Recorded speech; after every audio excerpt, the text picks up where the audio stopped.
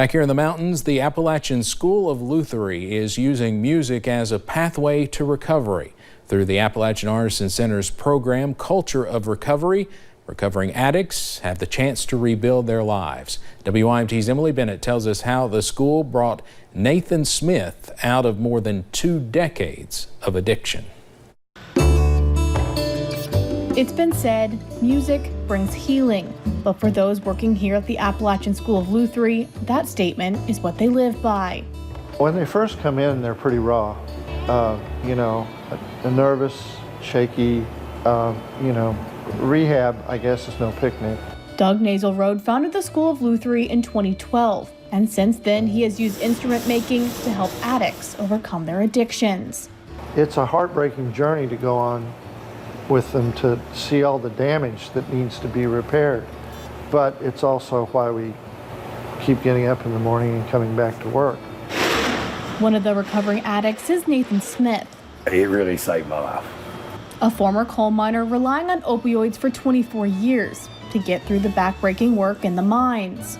I had just let it get so far out of control that I didn't know where to start to even try to get help. And me getting in trouble saved my life. Arrested in 2017 on drug charges, Smith entered the Drug Court program. The program partnering with the School of Lutherie to aid in the recovery process. I knew that I was starting something that I could really look back on, that something that I built with my own hands. Building instruments gave Smith a sense of purpose, knowing this was his chance to turn his life around. I wish that it could have happened sooner, but I'm glad that it did happen when it did. And this has kept my mind far away from that lifestyle.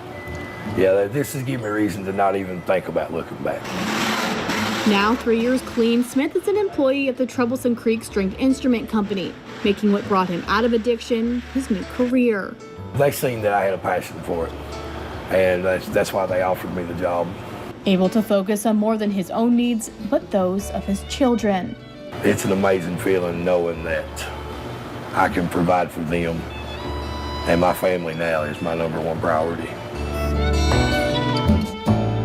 In Hyman, Emily Bennett, WYMT Mountain News. Great story. The Troublesome Creek Instrument Company opened last year. Smith was the first person from the recovery program they have hired as a full-time employee.